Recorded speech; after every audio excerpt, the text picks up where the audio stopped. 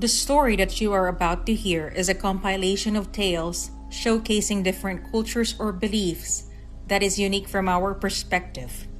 Please sit back and enjoy the tales I am about to tell you.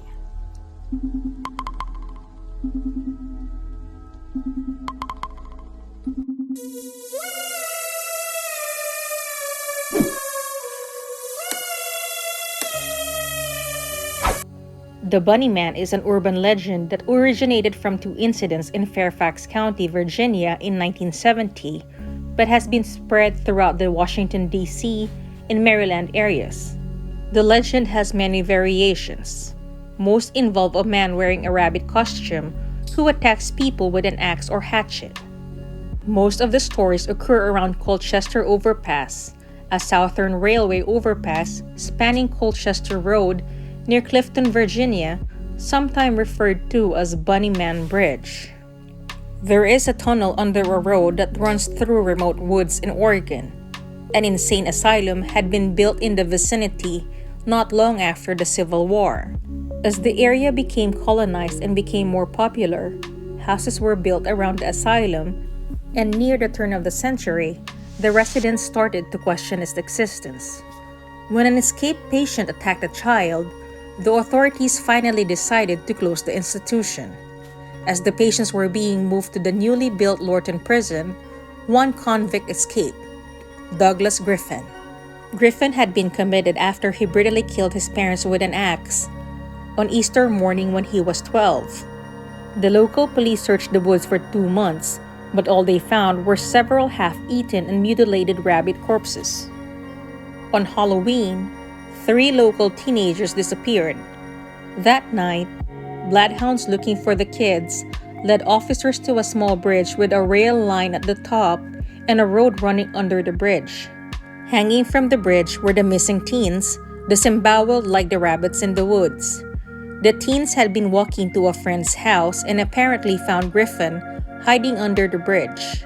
Griffin himself stood at the top of the bridge waving an axe and wearing a makeshift bunny mask out of rabbit fur. As he manically laughed, he was struck by an oncoming train. In writing about the tragedy, the papers all wrote about the Bunny Man of Clifton. On another Halloween, a couple of teens were driving with their girlfriends looking to scare them. They decided to go out to the old railroad bridge where the Bunny Man was killed.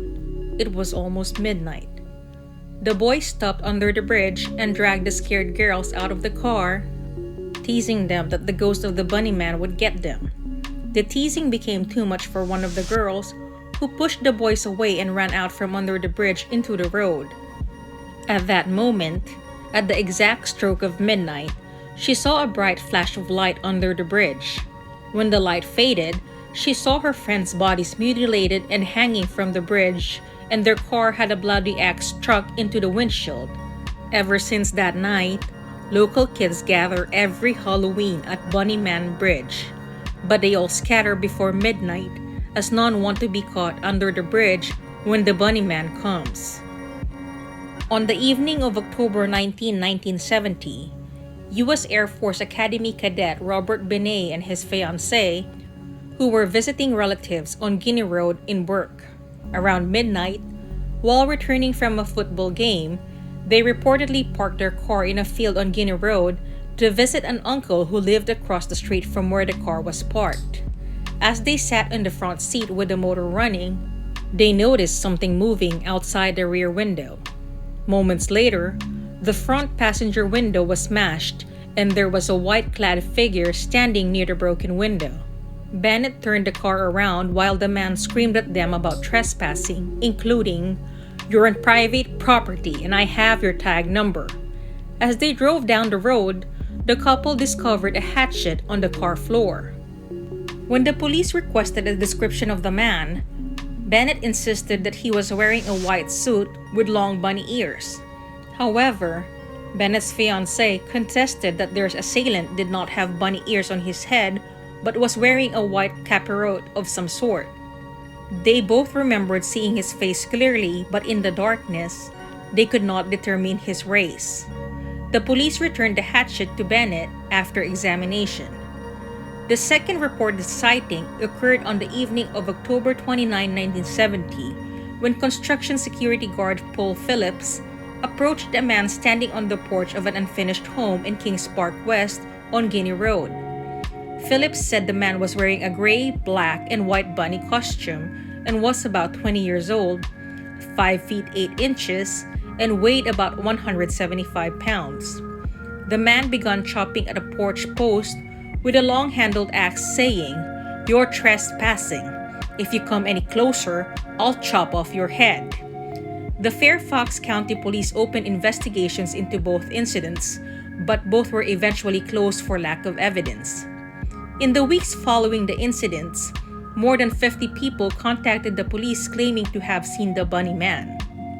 Nowadays, people say they see a ghost of a man wearing a bunny suit. The scariest thing is, if you walk near the Bunny Man Bridge, his ghost chases you with a hatchet.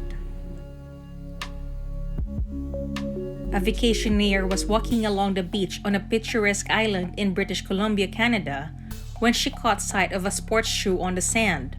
There was nobody else around, so she assumed that it must have been washed up by the waves. Upon closer inspection, to her horror, she realized that the shoe contained a human foot in an advanced state of decomposition. Since August 2007, several detached human feet have been discovered on the coasts of the Salish Sea in British Columbia, Canada, and Washington, USA.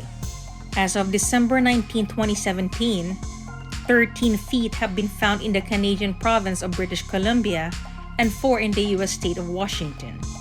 These foot discoveries are not the first.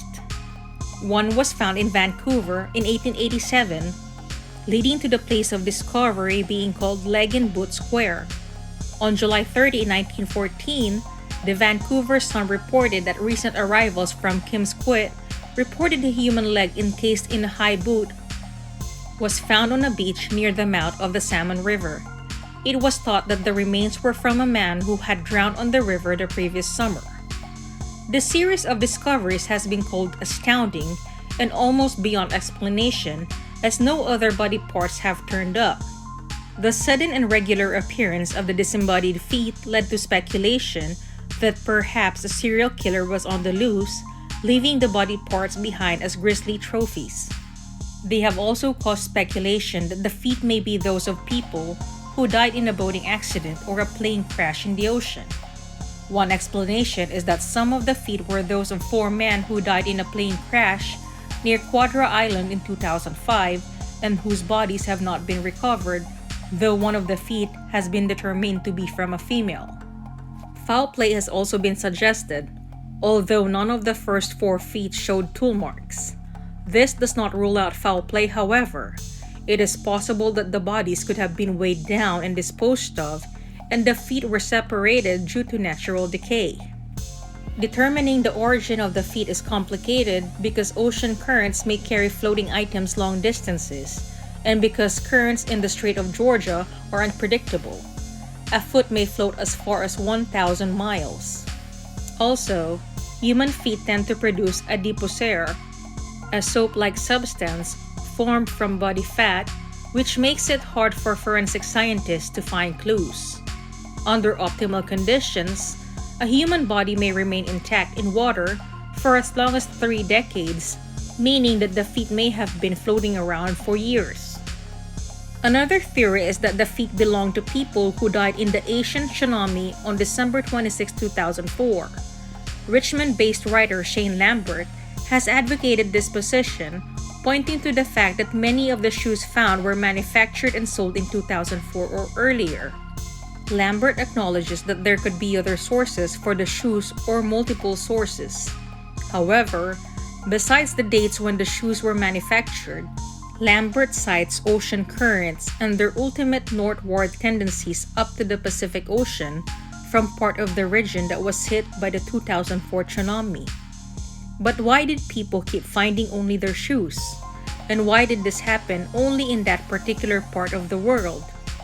The authorities concluded that most of the feet were not deliberately severed, but disarticulated after decomposing in the water, and that the kind of shoes people were finding, like trainers and hiking boots, are the sort of items that will eventually float ashore.